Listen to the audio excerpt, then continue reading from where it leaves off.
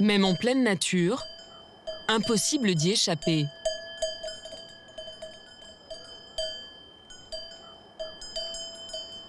Au cœur du massif des Vosges, à 1000 mètres d'altitude, le chemin du lac Blanc. Un petit paradis pour les amoureux de grands espaces, comme Christophe Bergamini. Si l'Alsacien tire un peu la langue ce jour-là, c'est à cause de cette grosse boule verte en forme de ballon de football qu'il porte sur le dos. Oula, j'ai tapé où? Un accessoire pas très discret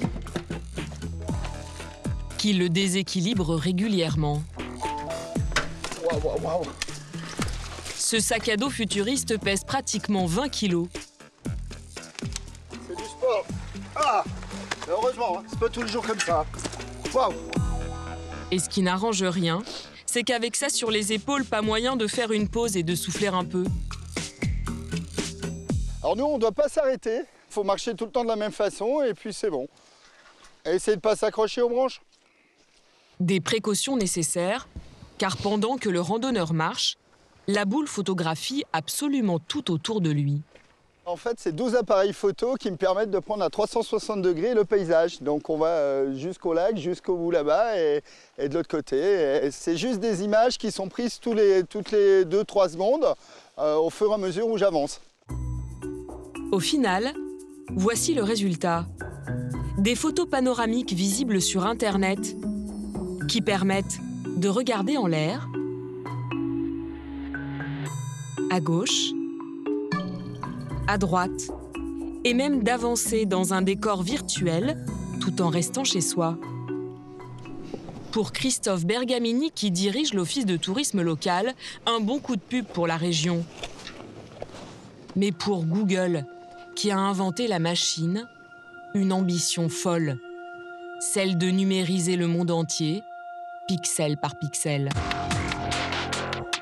Une campagne planétaire orchestrée à 10 000 km de là, depuis la Californie, près de San Francisco, au siège du géant qui veut croquer le monde.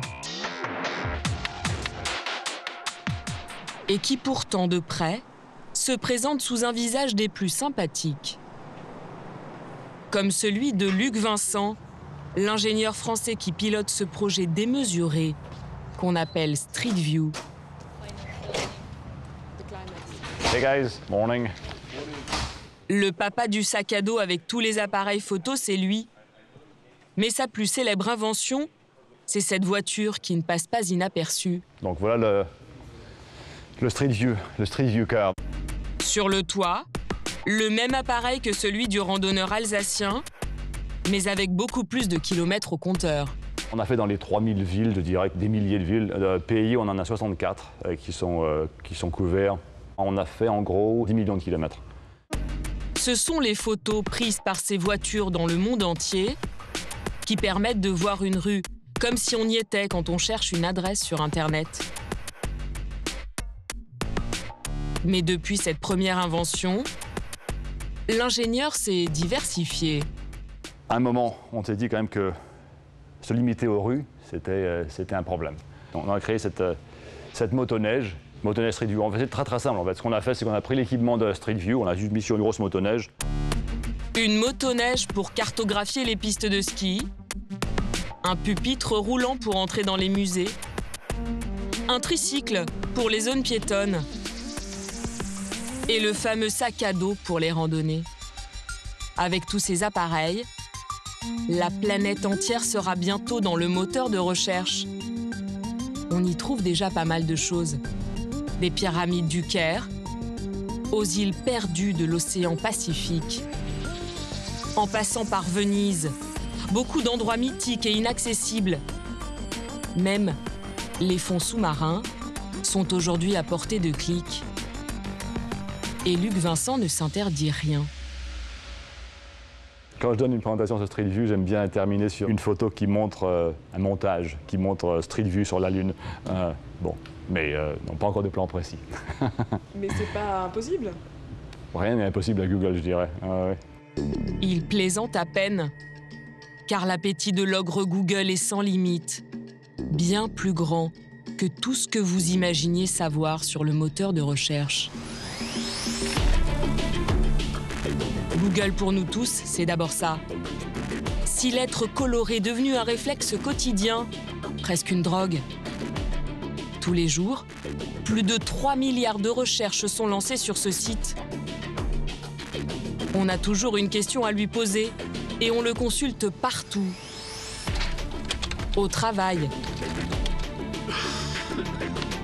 chez soi, au moindre symptôme inquiétant, ou dans les dîners entre amis pour trancher un débat qui aurait pu durer des heures. 83. En devenant la réponse à toutes nos questions, Google est devenu en 17 ans seulement la marque la plus puissante du monde, avant Coca-Cola et McDonald's. Une réussite fulgurante qui a fait la fortune de ses 2 fondateurs, Sergey Brin et Larry Page, l'actuel patron.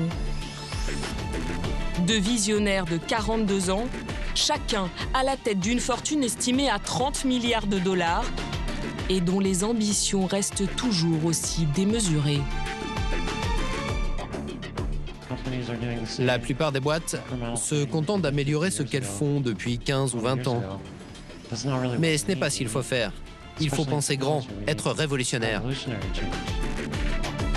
Avec eux, la start-up des débuts est devenue tentaculaire.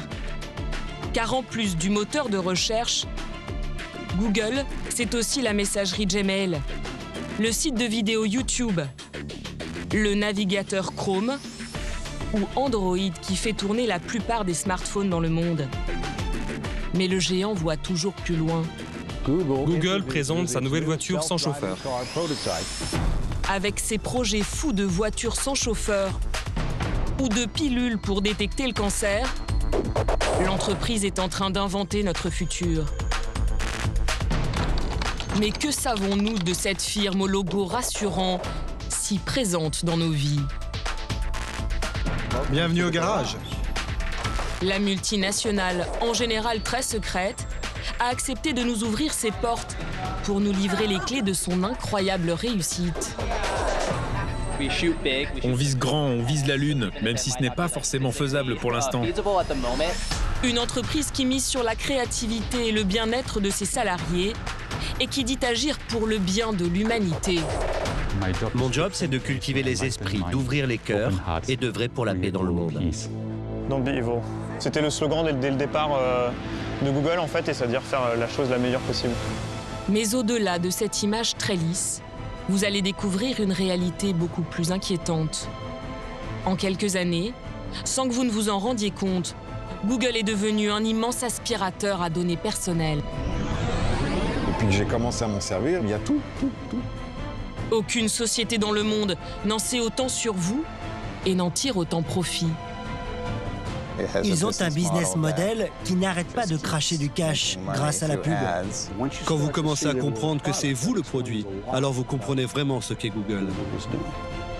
Sa puissance écrase de plus en plus d'entreprises. Est-il normal, est-il moral qu'un seul acteur puisse organiser le commerce mondial? Mais menace aussi les citoyens et les États. On entre dans un autre monde, dans un autre univers. L'entreprise rêve de changer nos vies, mais à quel prix exactement?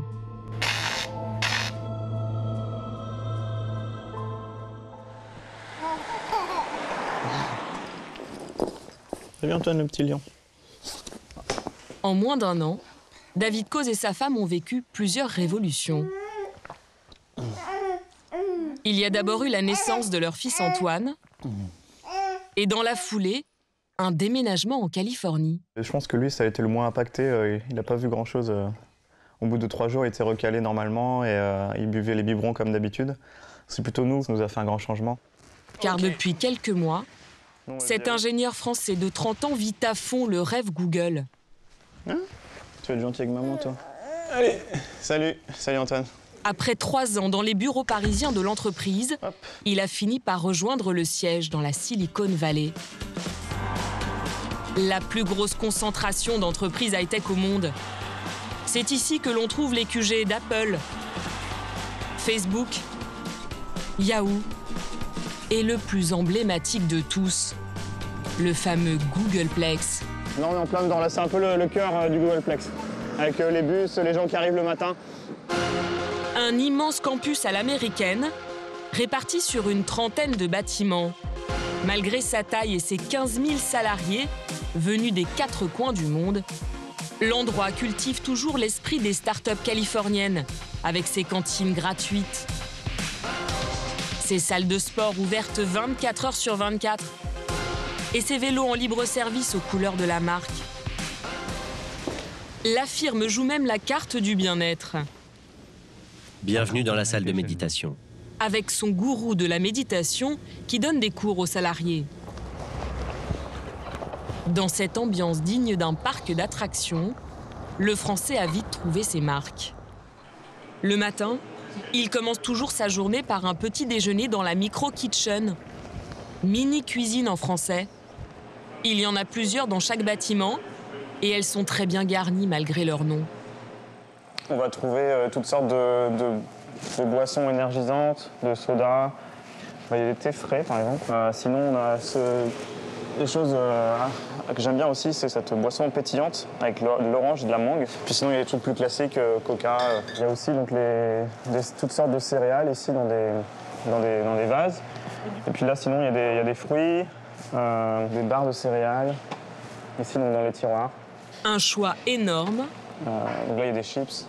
Et rien à payer pour les salariés. On dit souvent que les gens prennent 10 pounds, donc 5 kilos, quand ils arrivent à travailler, quand ils travaillent à Google, quand ils commencent, et qu'ils ont du mal à les perdre ensuite, parce que là, c'est des habitudes. La nourriture gratuite, c'est l'un des nombreux avantages ici. En plus de salaires très généreux, en moyenne, d'après nos informations, 10 000 € par mois pour un ingénieur. Mais à ce prix-là, Google veut des gens créatifs. C'est ce qui a permis à David de se faire remarquer. J'ai aujourd'hui avec moi l'ingénieur français David Coz, qui travaille à Paris. Il y a 1 an, le Français créait le buzz à la grand-messe annuelle de Google, grâce à cette petite boîte en carton.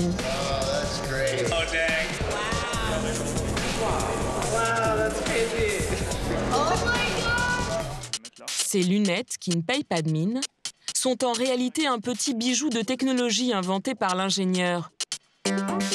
Avec un smartphone, le logiciel qu'il a conçu permet, à partir de simples photos, de recréer un univers en 3 dimensions. Là, par exemple, je suis dans une salle à Versailles.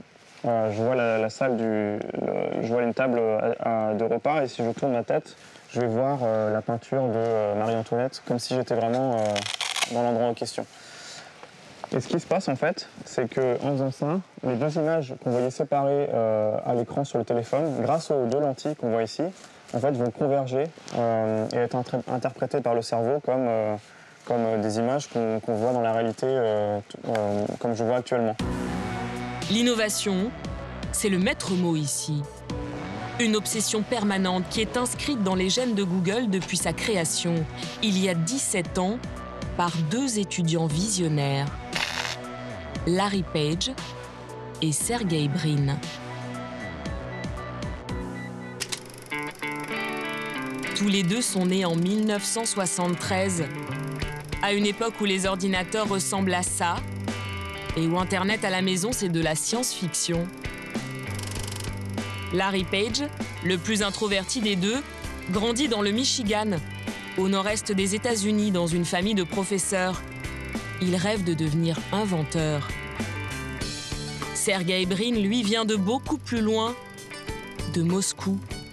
Ses parents, des scientifiques juifs, décident de fuir l'antisémitisme de la Russie communiste pour s'installer dans le Maryland en 1979. C'est vers l'âge de 20 ans que ces 2 passionnés d'informatique se rencontrent sur les bancs de l'université de Stanford. Ils veulent obtenir leur doctorat. Ils vont révolutionner Internet.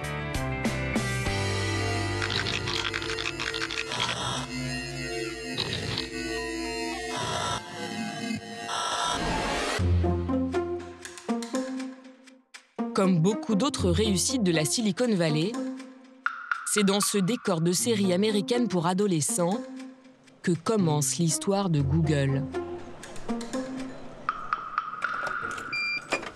Une épopée dont se souvient encore parfaitement cet enseignant. Ça, c'est mon bureau. Regardez le style. Imprégnez-vous un peu. Maintenant, je vais vous montrer celui de mon jeune collègue juste à côté.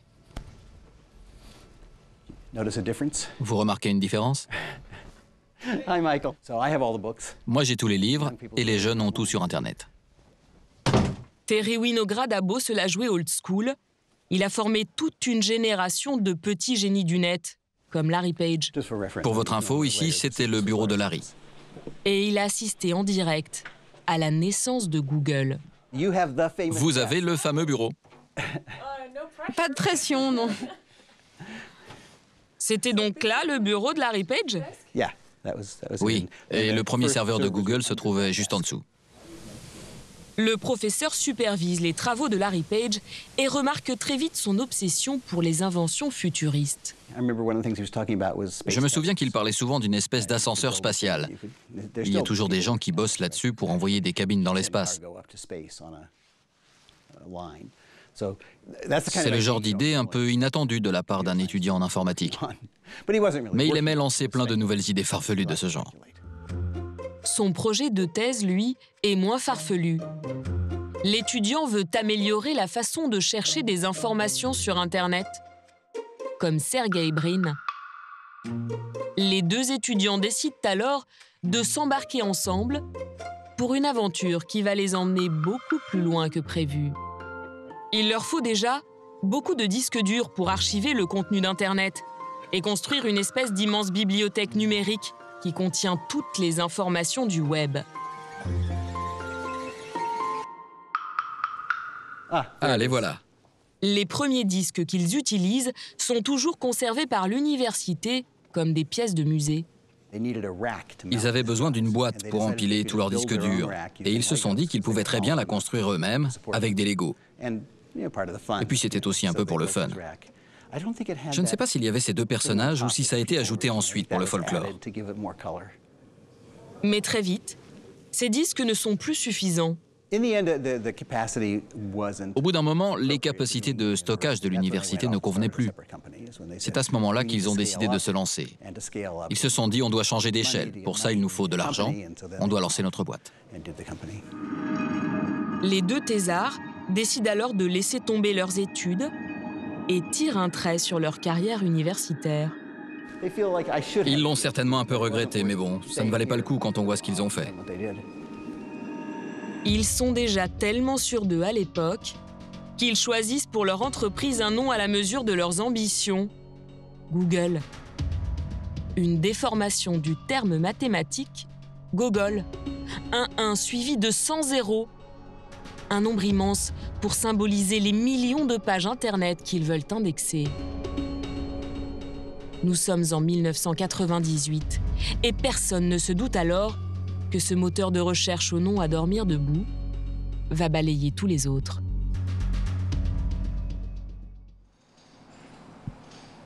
Cette tornade, un Français installé dans la Silicon Valley, en a été l'un des premiers témoins. À la fin des années 90, quelques mois avant la création de Google, Louis Monnier, qui est arrivé aux États-Unis une vingtaine d'années plus tôt, est considéré comme un petit phénomène de l'Internet. Donc ça, c'était, je dirais, le summum de l'intérêt. Il y avait Fortune Magazine qui voulait m'interviewer. Vous étiez une star du web à l'époque? Un peu, oui. Mais ça ne m'est pas monté à la tête. Si la presse s'intéresse à lui, c'est parce qu'il est l'inventeur d'un moteur de recherche très populaire alors, Alta Vista. C'était une copie de la page de garde Alta Vista au tout début. Dans ces années-là, presque la préhistoire d'Internet, aucun moteur de recherche ne s'est imposé. Il y a Yahoo et beaucoup de sites qui ont disparu depuis. Hotbot, Infoseek, Excite ou Lycos, dont certains se souviennent peut-être. Allez, va chercher. Bravo mon Lycos, tu l'as trouvé. Un univers très concurrentiel où Alta Vista commence à se faire un nom. Donc, la plupart des moteurs de recherche répondaient peut-être en 10 secondes, 30 secondes. La plupart du temps, ça ne marchait pas. Enfin, il n'y avait pas le volume, il n'y avait pas ce qu'il fallait pour répondre au volume, aux besoins. Et AltaVista, on répondait en une fraction de seconde, ce que les gens pensaient était absolument magique. AltaVista répond plus vite, mais sur le fond, il fonctionne comme tous les autres moteurs de recherche. Le principe est simple. Pour trouver le meilleur site internet en fonction d'une demande, un moteur va fouiller le contenu des pages. Si vous tapez Madonna, par exemple, le moteur va chercher les sites où apparaît le mot Madonna. Le site où il repère le mot le plus de fois est considéré comme le meilleur. Et il arrive donc en premier dans les réponses. Le problème, c'est que pour arriver en tête, les sites vont réussir à détourner le système. Ça reposait uniquement sur ce qui était dans la page. Ce qui veut dire que si quelqu'un avait de mauvaises intentions, il pouvait facilement tricher. Et c'est ce qui s'est passé.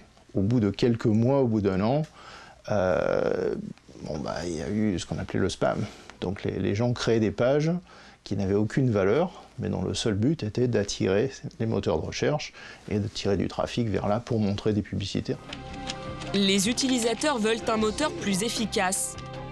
Et c'est Larry Page qui leur apporte la solution grâce à une intuition qui va bouleverser l'Internet. En travaillant sur sa thèse, l'étudiant se dit qu'un moteur de recherche ne peut pas uniquement se fier au contenu d'un site. Il doit aussi pouvoir mesurer sa réputation. Et pour cela, Larry Page décide de s'appuyer sur les liens qui renvoient d'un site à l'autre, exactement comme des recommandations. L'idée était de faire confiance à une page si d'autres pages ont un lien vers cette page. Mais essentiellement, c'est ça. C'est de dire, s'il y a suffisamment de gens qui réellement trouvent une page pertinente, ça la rend plus pertinente. Quand un site sur Madonna, par exemple, est référencé des milliers de fois, cela veut dire que beaucoup de monde le trouve utile. S'il n'est cité que par 3 sites, il n'a impressionné personne, même si le mot Madonna y est plus souvent cité. Du coup, pour trouver les meilleurs sites, Larry Page décide de compter les liens. Ça a l'air simple, mais dans l'immensité d'Internet, c'est un casse-tête. Un problème mathématique très complexe que l'étudiant finit par résoudre grâce à une formule, ce qu'on appelle un algorithme. Une suite de symboles incompréhensibles pour les non-spécialistes, mais qui va faire exploser le site. 1 an après le lancement, en 1999, 3 millions de recherches sont tapées chaque jour sur le moteur. Aujourd'hui, on en est à plus de 3 milliards. Un succès phénoménal qui repose toujours sur des formules mathématiques que l'entreprise tient absolument à garder confidentielles.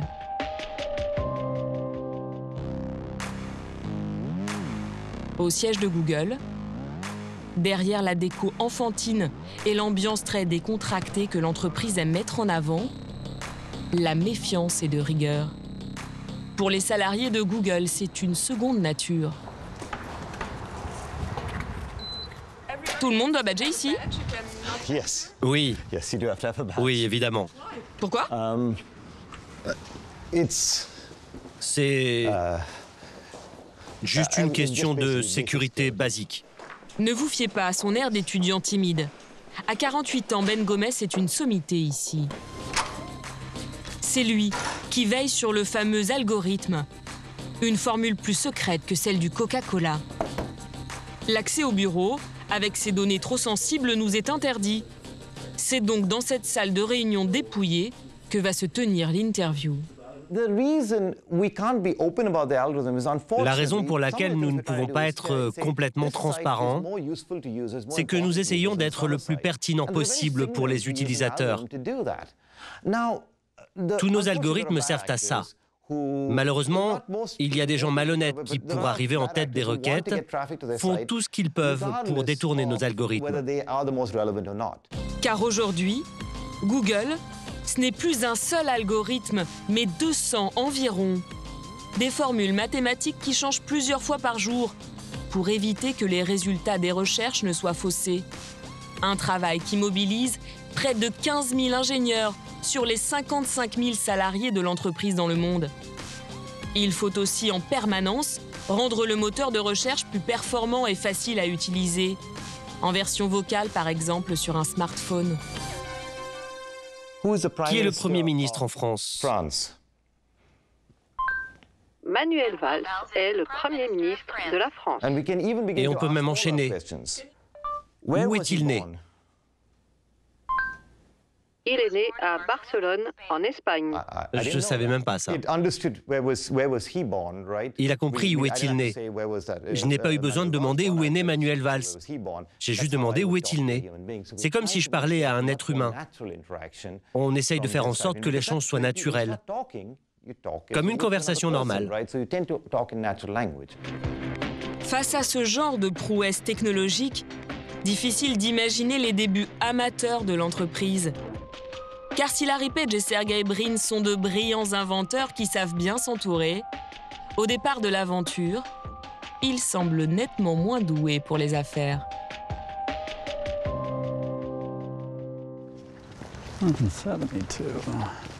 Avec sa vieille polaire et sa barbe mal taillée, comment imaginer que cet homme est l'un des plus riches au monde? David Cheriton est professeur à Stanford. À la fin des années 90, quand Larry et Sergey lancent leur moteur sur le campus, il est aux premières loges. La première fois que j'en ai entendu parler, c'était via un collègue de l'université. J'étais très impressionné parce qu'à l'époque, je crois que c'était en 97, Internet grossissait très vite. Mais les moteurs de recherche, eux, devenaient de moins en moins bons paradoxalement. Et là, j'ai entré taux de change canadien pour voir. Et ça marchait vraiment bien. J'ai tout de suite trouvé le site qui me donnait toutes les informations qu'il fallait avoir sur le taux de change canadien. L'enseignant qui a de l'argent à placer grâce à une société qu'il a vendue un an plus tôt est sollicité par les deux étudiants. Ah oui, c'est bien ici.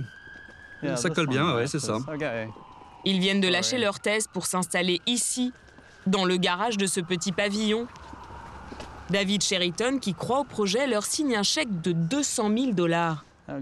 Ok, on est au bon endroit. Mais très vite, son investissement l'inquiète. Il trouve les entrepreneurs trop dispersés. Les deux, en fait, Larry et Sergey, ils faisaient pas mal de choses qui ne me rassuraient pas vraiment. Cet endroit ne me semblait pas très professionnel. Larry en particulier, il avait déjà toutes ces idées très bizarres pour l'époque. Sur la voiture sans chauffeur, ou alors sur des moyens bizarres de livrer des courses. Et moi je lui disais, et si tu te concentrais d'abord sur cette société? Avec les investissements qu'ils décrochent, Larry et Sergey achètent du matériel et commencent à embaucher. Ils ne gagnent rien mais dépensent sans compter et veulent continuer à s'amuser comme des étudiants. Un an après la création de leur boîte, ils ont déjà quitté le garage pour un plus grand local. Et cette vidéo tournée le jour de la réunion hebdomadaire donne une petite idée de l'esprit potache qui règne à bord de la start-up. J'ai remarqué que quand Larry venait me voir, il tournait toujours autour de moi. Et j'ai toujours pris ça pour un signe d'affection. En fait, j'ai réalisé récemment que ce n'est pas moi qui le regardais. Il en avait après mon trône. Alors j'ai décidé que maintenant, Larry étant le grand boss, il avait lui aussi droit à son trône. Un fauteuil pour Larry Page. Quant aux investisseurs, ils doivent se contenter de t-shirts publicitaires. Ça doit bien avoir 15 ou 16 ans maintenant. Mais voilà le t-shirt Google que j'ai eu à l'époque. C'était une des premières choses qu'ils ont faites avec mon argent. Les gens me disaient « ton investissement est stupide ». Je leur répondais en rigolant que mes 200 000 $ m'avaient quand même rapporté un t-shirt. Et aujourd'hui, ces 200 000 $ sont devenus plusieurs milliards de dollars. Un bon retour sur investissement. Aujourd'hui, son patrimoine est estimé à près de 3 milliards d'euros. Une fortune qu'il doit à Google. Car quelques années après avoir inventé le moteur de recherche que tout le monde attendait, les fondateurs vont enfin trouver comment en tirer un maximum d'argent, alors qu'en apparence, tout est gratuit quand on s'en sert.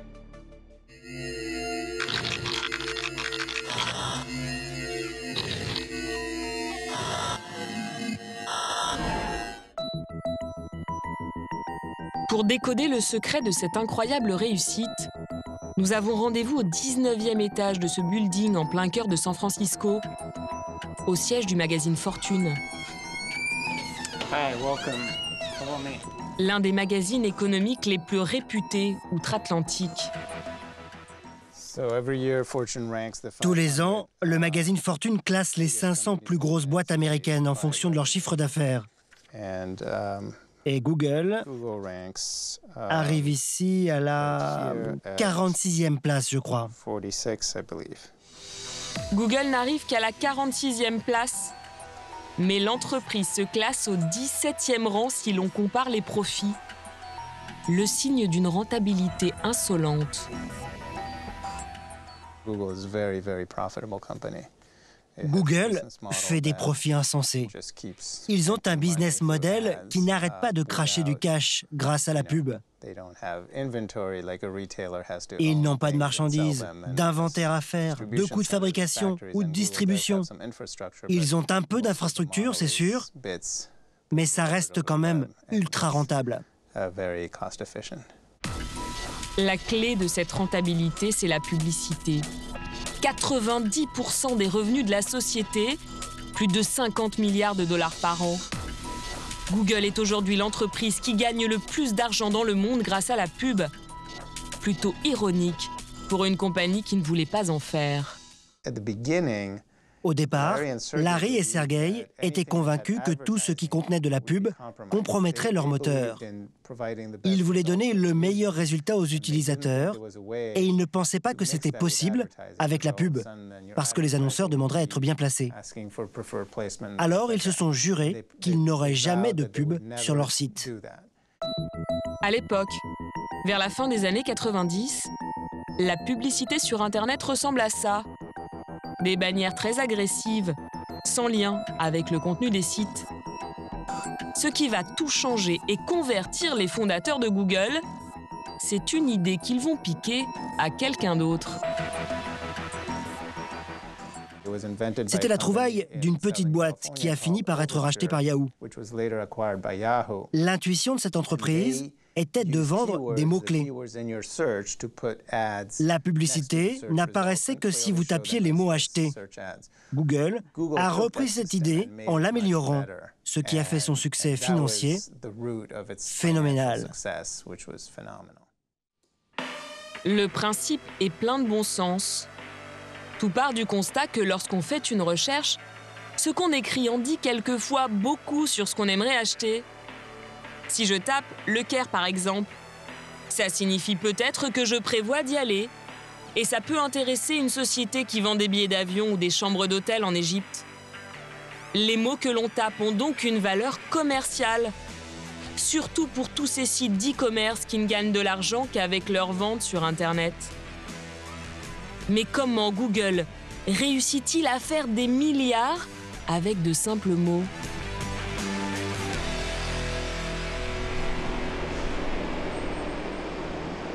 Au nord de Paris, dans une banlieue industrielle loin des gratte-ciels de San Francisco, c'est avec Cyril Andrino que nous allons le comprendre.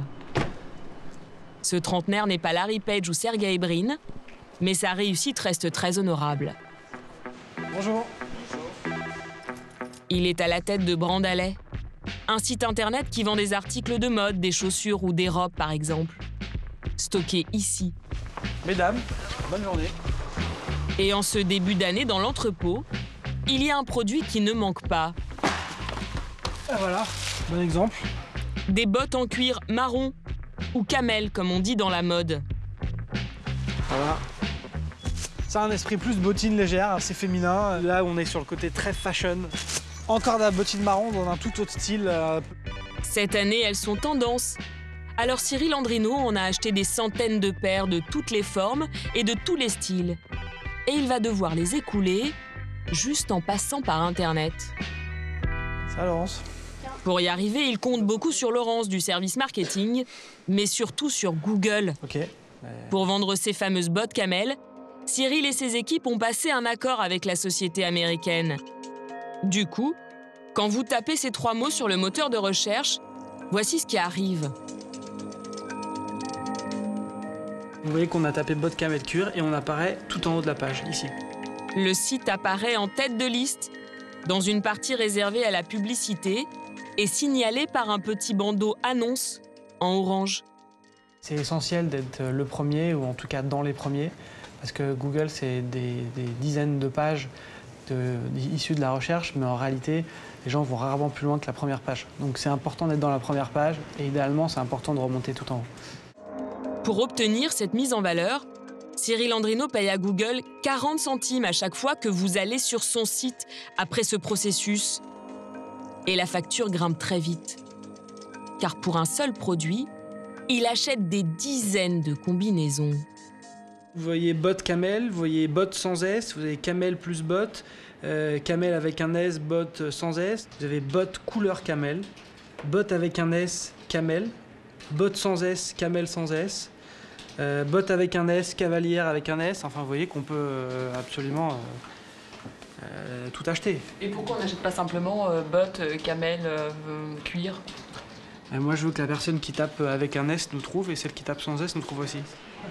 Tous les ans, son entreprise achète environ 150 000 mots ou groupes de mots à Google, pour un total de près de 2 millions d'euros.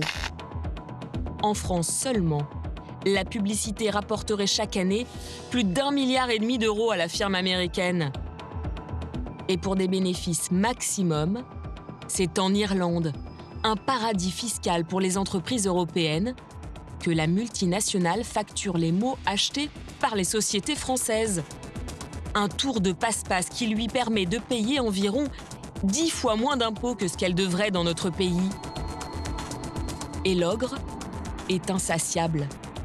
Car Google ne se contente plus de vendre de la publicité à des sites internet. Le géant s'attaque désormais à tous les commerces, même ceux du coin de votre rue.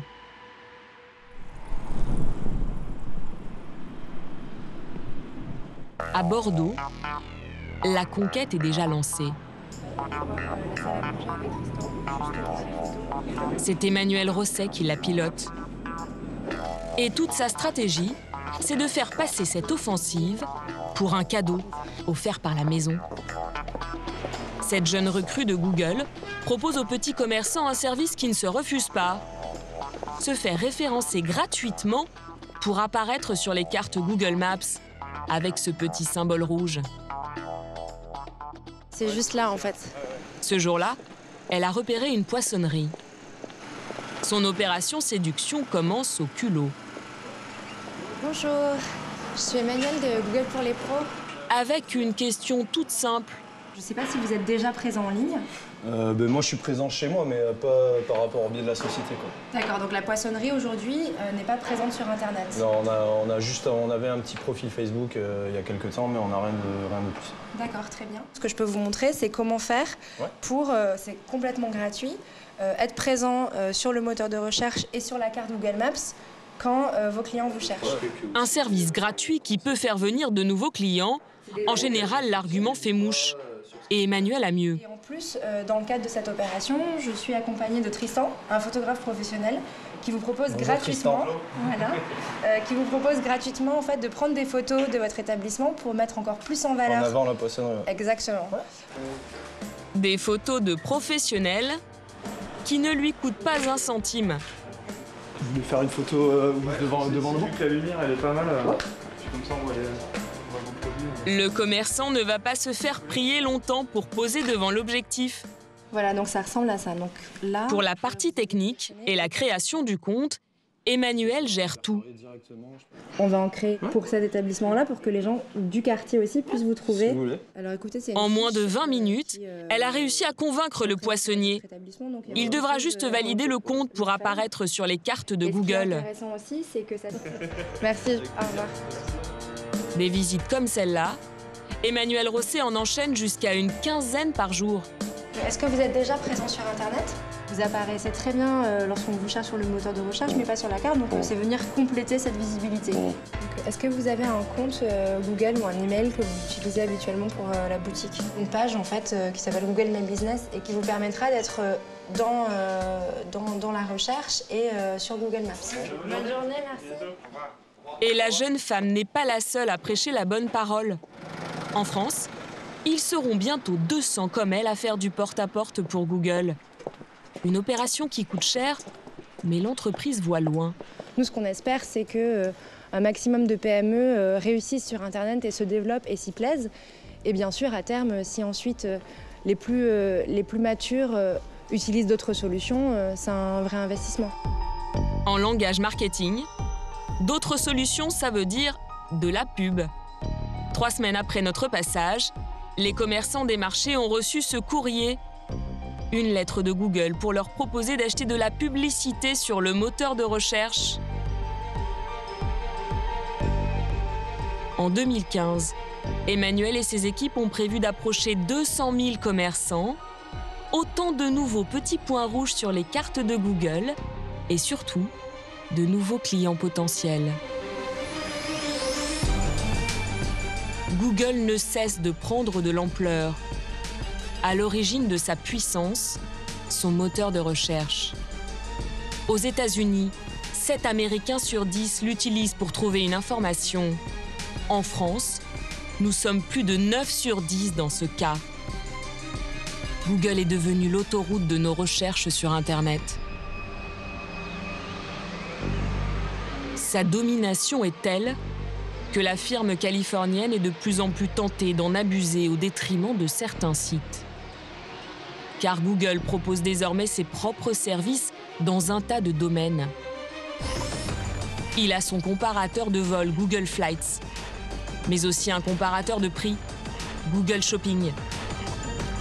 Le moteur de recherche fournit sa météo et même des vidéos grâce à la plateforme YouTube qui lui appartient. Des activités tous azimuts qui commencent à en étouffer certains. Au sud de Paris, le siège d'Easy Voyage, un comparateur de vol et de séjour sur Internet. Bonjour. Salut.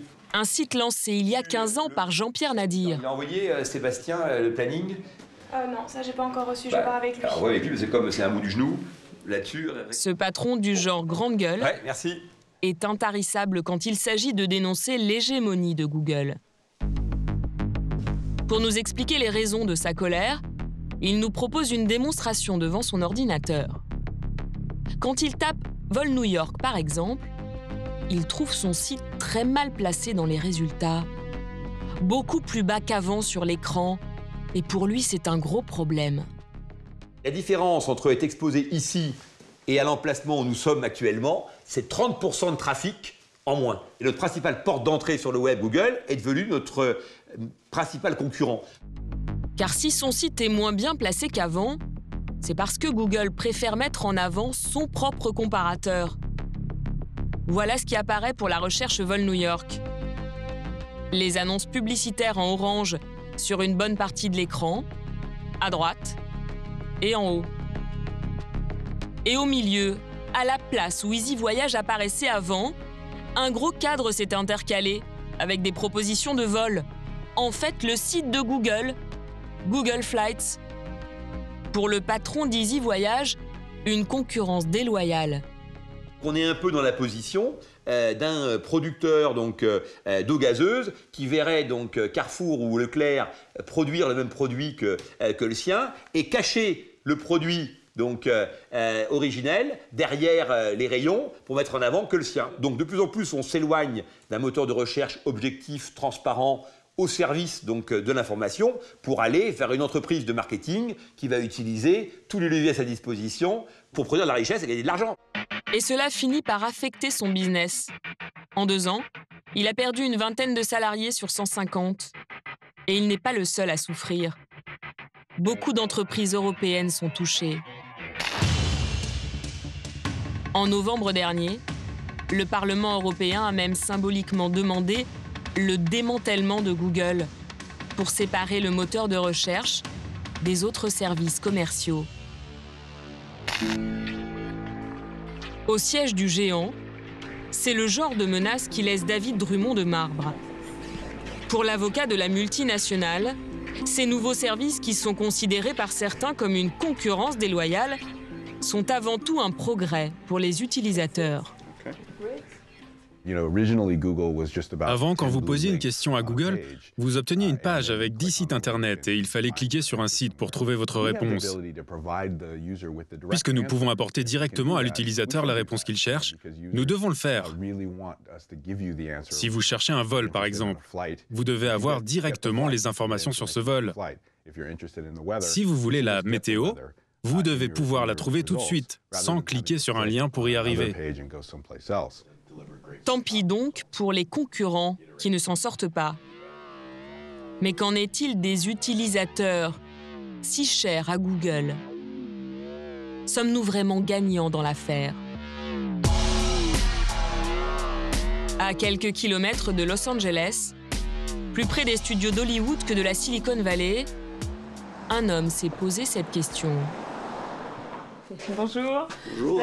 John Simpson travaille pour un organisme américain de défense des consommateurs, Consumer Watchdog. C'est ici que se trouve notre salle de réunion. Et quand on a des conférences de presse, on pousse les tables et on sort le podium et voilà. Là, c'est notre président, Jamie Court. Et dans son bureau, cet ancien journaliste affiche clairement son goût pour la provocation. C'est pas trop choquant pour un Américain d'avoir un portrait de Lénine dans son bureau? De temps en temps, c'est bien de bousculer un peu les choses. Et ce que John Simpson aime bousculer, ce sont surtout les mastodontes comme Google, sa bête noire depuis plusieurs années. Où est-ce que je l'ai mis? Il a écrit plusieurs rapports mettant en cause le moteur de recherche. Notamment cette étude consacrée à Google Shopping, le comparateur de prix de Google, celui qui est systématiquement mis en avant par le moteur quand vous cherchez un produit, un appareil photo par exemple. Le consommateur moyen va penser que ce sont des suggestions qui sont basées sur le prix, par exemple. Alors, les gens vont avoir tendance à cliquer sur le lien et à payer le prix qui est indiqué. Alors, pour savoir si le comparateur de Google proposait les meilleurs prix, John Simpson a fait le test avec une quinzaine de produits. Mixeur, grille-pain ou Lego. À chaque fois, il a comparé le prix proposé par Google Shopping avec celui d'autres comparateurs.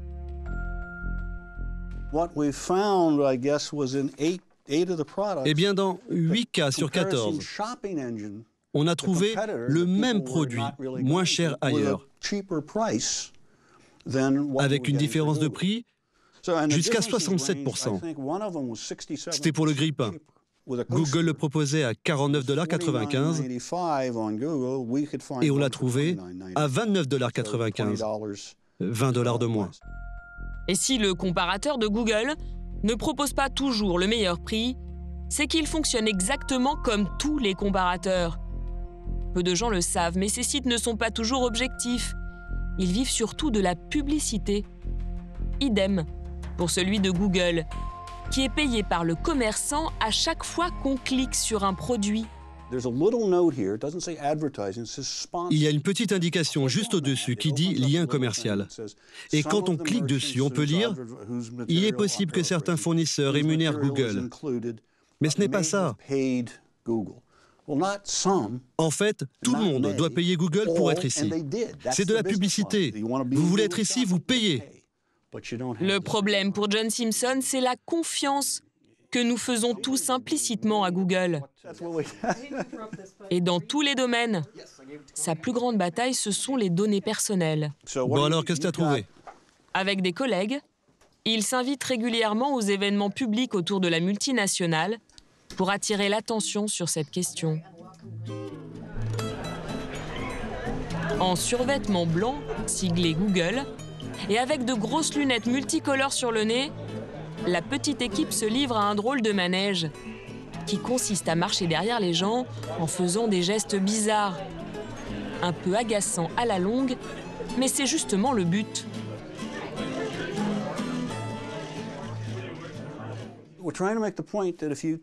On veut montrer que si vous pistez des gens dans la vraie vie, c'est intrusif et malsain. Alors que c'est juste ce qui arrive en permanence sur Internet. Derrière les méthodes clownesques, une question légitime. Que c'est vraiment le géant sur nous?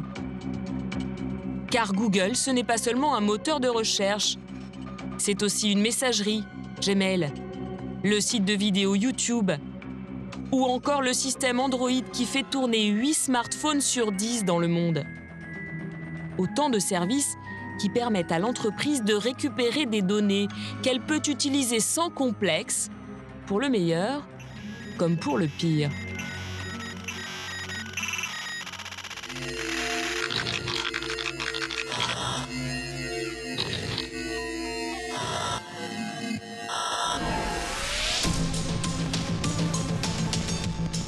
C'est à San Francisco, à quelques kilomètres du siège du géant californien, que nous avons pris conscience de l'étendue des données que Google pouvait posséder sur chacun d'entre nous. Et cela a de quoi donner le vertige.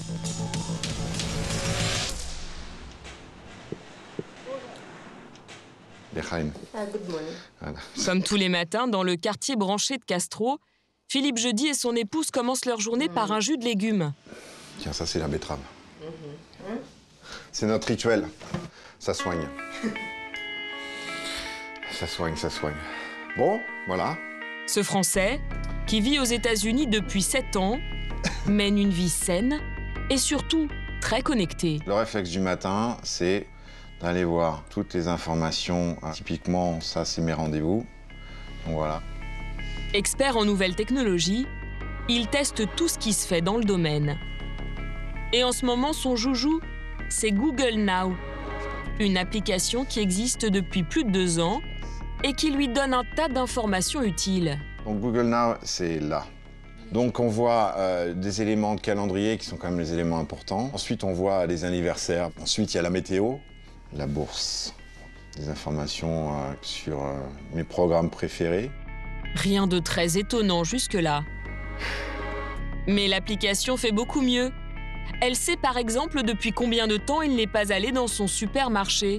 Visiblement, Google est connecté à mon frigidaire parce qu'il me dit que je dois aller à Rainbow Grocery, c'est là où on va faire nos courses. Et je ne sais pas pourquoi, mais ça m'explique que je vais mettre 30 minutes à pied pour aller là-bas. Peut-être qu'il estime que je dois effectivement aller acheter des choses. Ce qui est vrai, c'est incroyable. Google Now l'aide aussi à organiser sa journée en lui envoyant régulièrement des alertes. Ah tiens, voilà, à partir de 12h15. Effectivement, j'ai rendez-vous cet après-midi, donc ça me dit quand je dois partir. Le temps, comment est la circulation et... C'est comme un secrétaire particulier, en fait. Ben, en fait, on a besoin, des gens comme moi ont besoin d'avoir une secrétaire, une assistante, mais n'ont pas forcément les moyens. Donc, Google t'en offre une en quelque sorte. Je ne paye même pas pour ça, ce qui est assez incroyable. Et ça ne s'arrête jamais. En fait, Google, c'est comme une seconde épouse pour Philippe. Philippe, Google Now ne vous avait pas dit de prendre votre parapluie? Non, Google Now m'a dit qu'il pleuvait. La météo de Google m'a informé que je devais prendre mon parapluie. Et ma femme m'a dit que je devais ouvrir mon parapluie. Donc entre ma femme et Google, je suis safe. Rien ne peut m'arriver. Dès qu'il part de chez lui, Google Now le piste et anticipe ses déplacements. So, what do I do? Philippe n'a rien à demander. En ce moment, Google lui propose par exemple l'itinéraire le plus rapide pour aller au travail. Il lui indique la ligne de tram à prendre et l'heure à laquelle il est censé arriver, 11h35. Il sait que je travaille, il sait où je travaille et il sait où j'habite. Donc forcément, il suggère. Et à chaque fois, ça tombe plutôt juste. On est arrivé ? C'est là, 11h32. Impeccable, on a 3 minutes d'avance. Donc il avait raison ? Il avait raison. Mais comment cette application peut-elle en savoir autant sur lui, sur ses déplacements, l'adresse des magasins qu'il fréquente, l'anniversaire de ses amis ou ses programmes préférés? La réponse, c'est le principal intéressé qui nous la donne, grâce à un ordinateur et à son compte Google. Je mets mon mot de passe. Ce compte regroupe tous les produits qu'il utilise chez Google et pour chacun, la quantité de données personnelles amassées est impressionnante. Il y a d'abord l'historique de toutes ces recherches. Ça donne en fait toutes les requêtes que j'ai pu faire sur Google. Typiquement, quelle est la température à Paris, faite à 11h26. Et les archives remontent à 2007, quand Philippe a créé son compte Gmail. Le 30 mars de cette année-là, par exemple, il a lancé une requête sur Tony Parker à 11h08 exactement. Et puis que j'ai commencé à m'en servir, il y a tout. Au total, 53 043 requêtes exactement. Mais il y a mieux. Google, c'est aussi la messagerie Gmail qui a stocké les 40 232 mails de Philippe. Sans oublier YouTube et ses 213 vidéos archivées. Mais surtout, Google est présent dans le téléphone de Philippe grâce au système Android.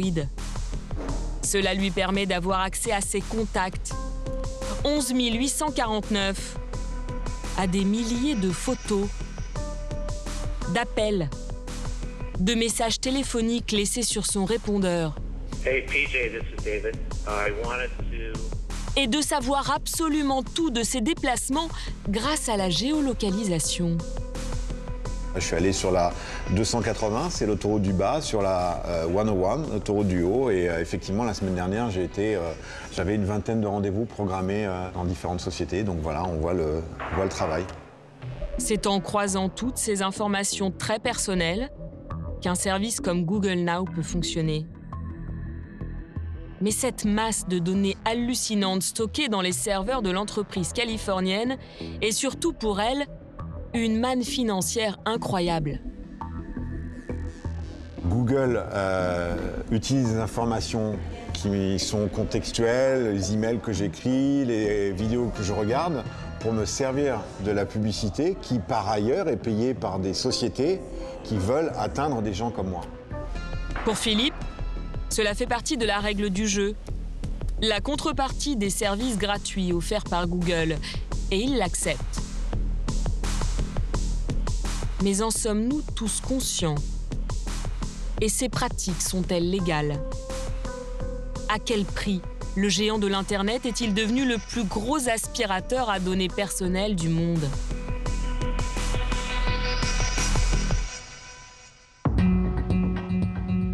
Les réponses à ces questions, c'est au siège de la CNIL, la Commission informatique et liberté, chargée de protéger nos données sur Internet, qu'il faut d'abord les chercher. Il y a un peu plus d'un an, l'autorité présidée par Isabelle Quefalque-Pierrotin a jugé certaines pratiques de l'entreprise américaine en matière de données personnelles tout simplement illégales. Alors, où est-ce que je l'ai mise ? Voilà, c'est ça.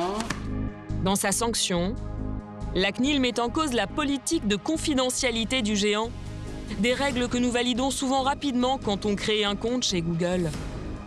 Ce document de 9 pages, avec des liens, des annexes, des termes techniques un peu barbares, autorise l'entreprise à collecter des informations relatives aux services que vous utilisez. Une formule vague qui passe inaperçue dans le flot d'informations à digérer, mais qui permet à Google d'aller très loin dans la récupération des données.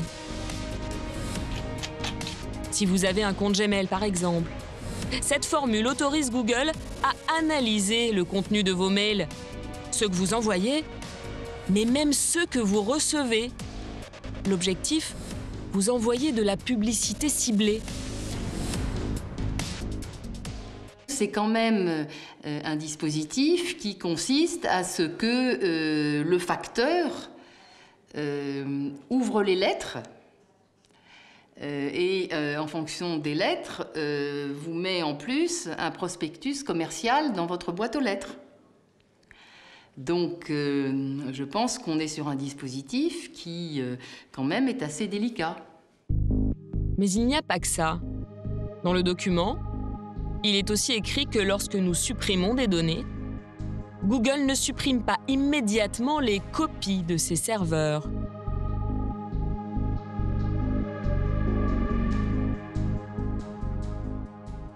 Il peut arriver que, à la demande d'un utilisateur, son compte soit effectivement supprimé. Donc, facialement, on croit que la donnée n'existe plus, mais pour autant, il peut arriver, et en tout cas, on n'a pas d'engagement de la part de Google, que la donnée demeure sur les serveurs de Google et dans l'écosystème de Google. Et c'est justement un des points sur lesquels on voudrait les engagements précis de Google, en disant, au-delà de cette durée, il n'y a plus de données. Pendant combien de temps exactement nos données sont-elles conservées dans les serveurs de Google après leur suppression ?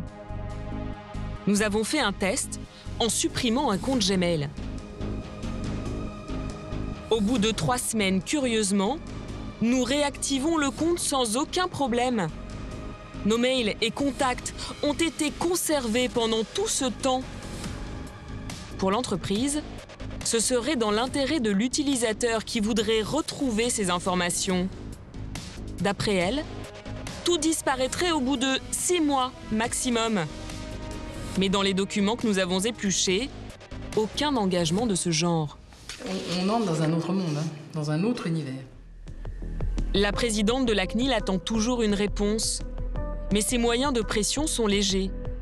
Pour les manquements constatés, Google n'a écopé que de 150 000 € d'amende en France. Le maximum autorisé par la loi, une miette pour la firme. Ce flou autour des données personnelles commence à ternir la réputation de l'entreprise. Car l'un des risques, c'est le piratage des données, comme l'a prouvé un scandale retentissant. Il y a 2 ans, l'informaticien Edward Snowden révélait que la NSA, l'agence américaine de renseignement pour laquelle il avait travaillé, collectait des informations privées via plusieurs sites internet, dont Google. De quoi transformer la fascination en inquiétude. Que nous réserve Google au fond? Un monde meilleur ou plus menaçant? Une question qui s'impose au vu des ambitions folles des 2 fondateurs.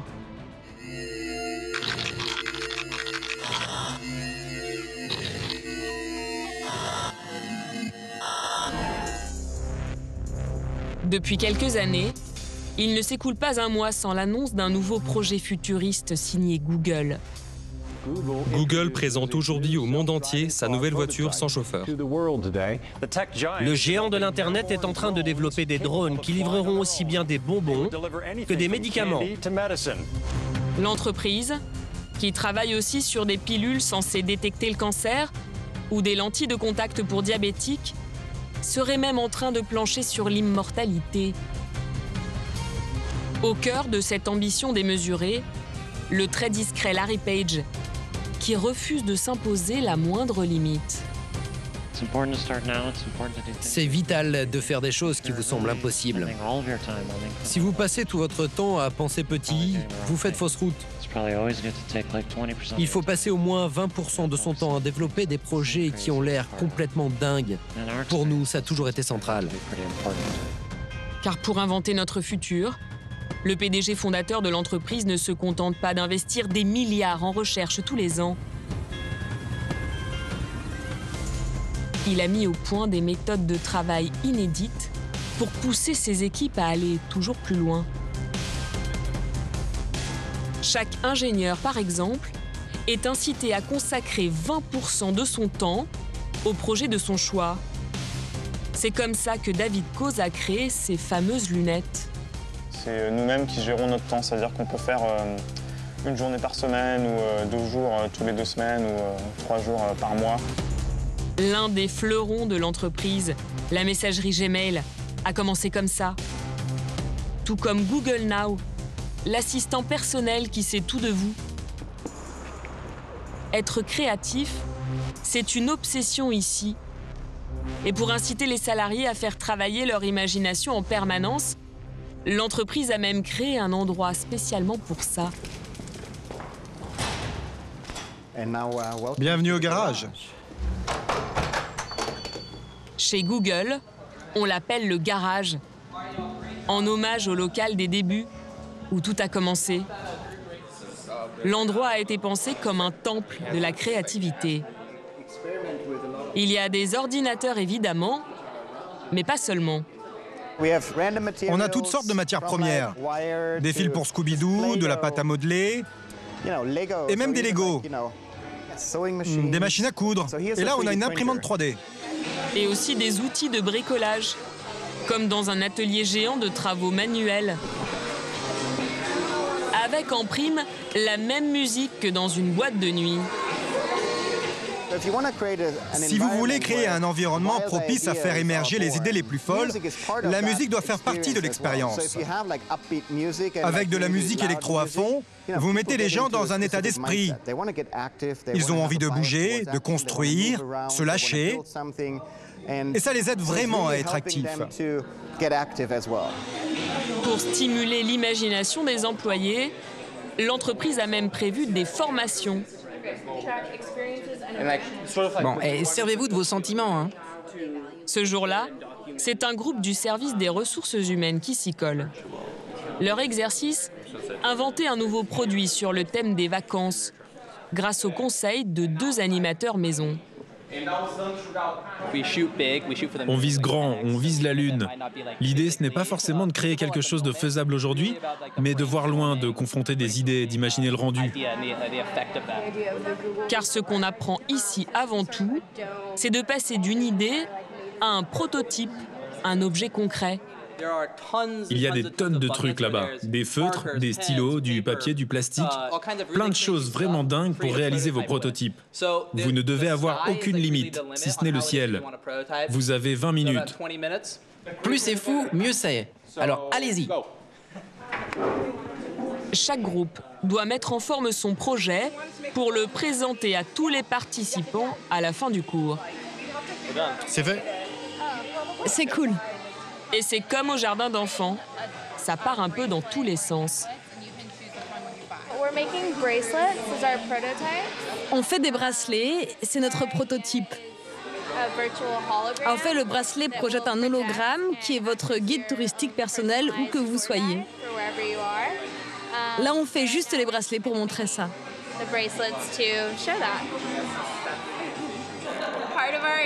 Nous, notre projet, ce sont des vacances qui vous permettraient de vivre des expériences impossibles pour les humains. Par exemple, voir le monde comme si vous étiez un oiseau. Donc là, je fais un oiseau.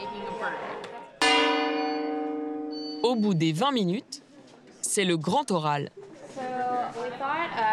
Nous avons pensé à un hologramme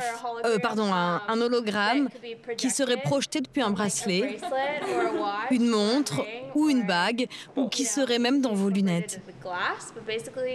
Ce serait votre compagnon de voyage. On l'a appelé Amicus. S'il sait que vous n'aimez pas la foule et s'il repère trop de monde à Times Square, par exemple, il vous déconseillera d'y aller. Est-ce qu'on doit poser des questions à Amicus ou est-ce qu'il vous fait spontanément des suggestions?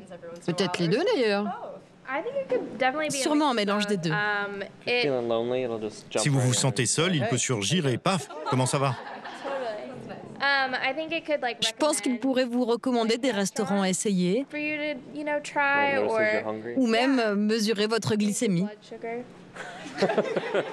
Ici, on ne s'interdit rien et surtout, on n'a pas peur du ridicule.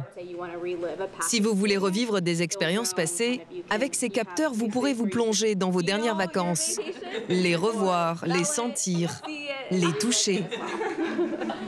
Ça peut sembler un peu fumeux comme ça, mais chez Google, c'est du sérieux. La formation repose même sur des statistiques. Faire un prototype, c'est crucial pour savoir très vite si une idée est viable ou pas. Si ça ne fonctionne pas, on passe à autre chose. Ça permet de gagner du temps et de se concentrer sur ce qui marche. Le taux de réussite est plus élevé. Le garage, c'est la version bisounours de la créativité à la sauce Google. Car question innovation, il y a un endroit infiniment plus secret pour l'entreprise. Ce bâtiment, interdit aux caméras, est le véritable laboratoire à idées de Google. On l'appelle Google X. C'est un service très stratégique, piloté en main propre par Sergey Brin, l'un des 2 fondateurs. On y travaille sur les projets les plus fous de l'entreprise. Ces ballons, par exemple, qui permettent d'accéder à Internet dans les zones les plus reculées du monde. Mais aussi des lentilles de contact pour diabétiques, capables de mesurer le taux de glycémie dans l'organisme. Ou les fameuses Google Glass, des lunettes à réalité augmentée lancées il y a 3 ans et vendues 1 500 $ la paire. Trop cher visiblement pour convaincre le grand public. Google a annoncé l'arrêt de leur production pour l'instant. Mais l'entreprise mise beaucoup sur une autre innovation qui pourrait révolutionner nos vies. Une voiture qui conduit toute seule. Il n'y a pas de volant du tout alors. Dans cette vidéo promotionnelle, elle est présentée par Google comme la solution miracle pour les personnes âgées et les handicapés, y compris les aveugles. J'adore ça! Le plus bluffant, c'est que cette voiture n'est pas seulement cantonnée au circuit fermé comme dans la vidéo. Dans les rues proches du siège américain, sur la voie publique, il n'est pas rare de croiser ce genre de voiture blanche avec une petite tourelle sur le toit. Une version plus puissante de la voiture sans chauffeur.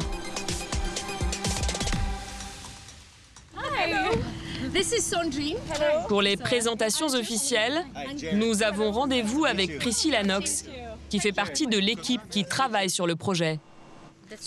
Donc vous travaillez à Google X? Oui, et Jerry aussi. Nous conduisons et nous testons les voitures. Une voiture tout à fait classique en apparence, mais bardée de capteurs un peu partout. Le laser, par exemple, que vous avez sur le toit, peut voir jusqu'à 60-70 mètres autour de la voiture. Ici, vous avez un radar frontal qui a une portée de 200 mètres. Parce que ce qui nous intéresse quand on conduit, ce n'est pas seulement de savoir ce que fait la voiture qui est juste devant, mais aussi les 3 voitures devant elle.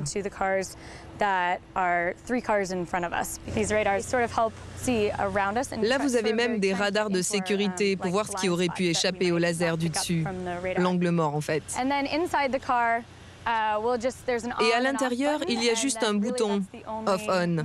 C'est vraiment la seule différence avec une voiture normale. Interdiction d'y entrer avec notre caméra. Mais à l'intérieur, sur ces images de Google, on voit que la voiture conduit seule, sans que personne ne touche au volant. Elle est capable d'interpréter les signaux envoyés par les radars pour anticiper tous les dangers de la route. Par exemple, ce cycliste qui apparaît en rouge sur le logiciel. Cette voiture digne d'un film de science-fiction, l'entreprise espère la commercialiser d'ici 5 ans. Mais au-delà de la révolution enchantée promise dans ce clip, pourquoi le géant de l'Internet s'intéresse à ce marché? Et comment peut-il espérer rentabiliser ces énormes investissements?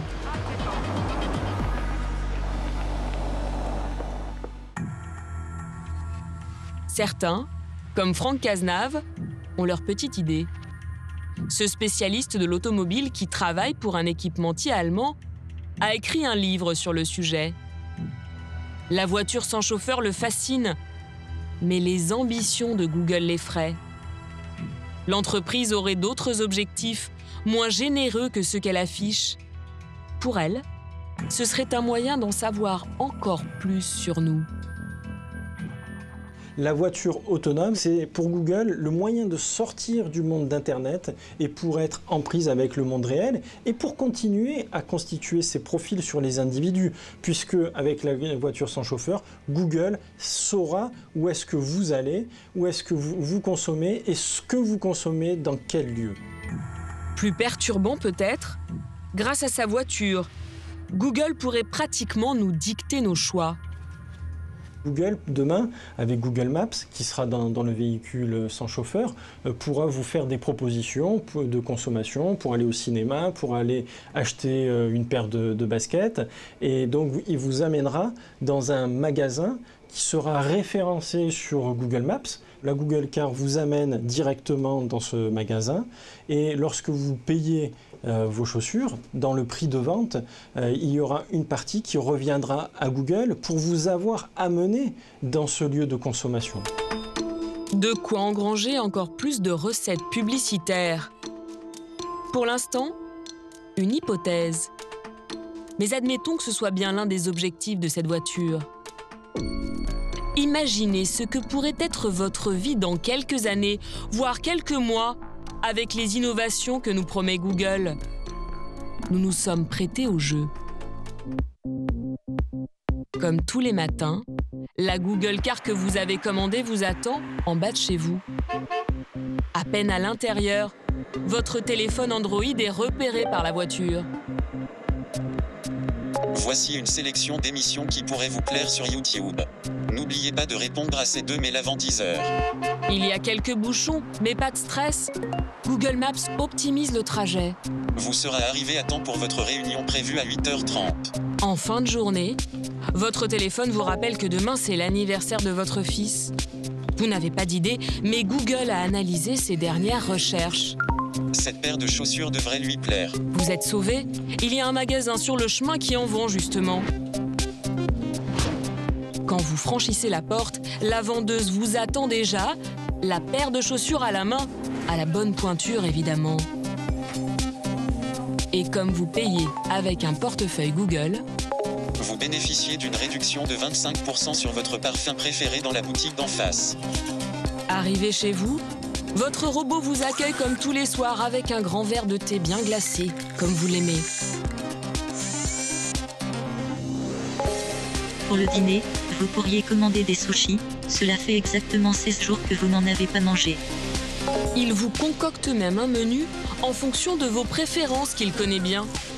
10 minutes plus tard, un drone vous livre votre repas à domicile. Parfait, un dîner léger. C'est ce qu'il vous faut d'après votre bracelet Android qui surveille votre poids, mais s'inquiète aussi de votre manque de sommeil ces derniers temps. Votre coach Google veille sur vous jour et nuit. Elle est pas belle, la vie?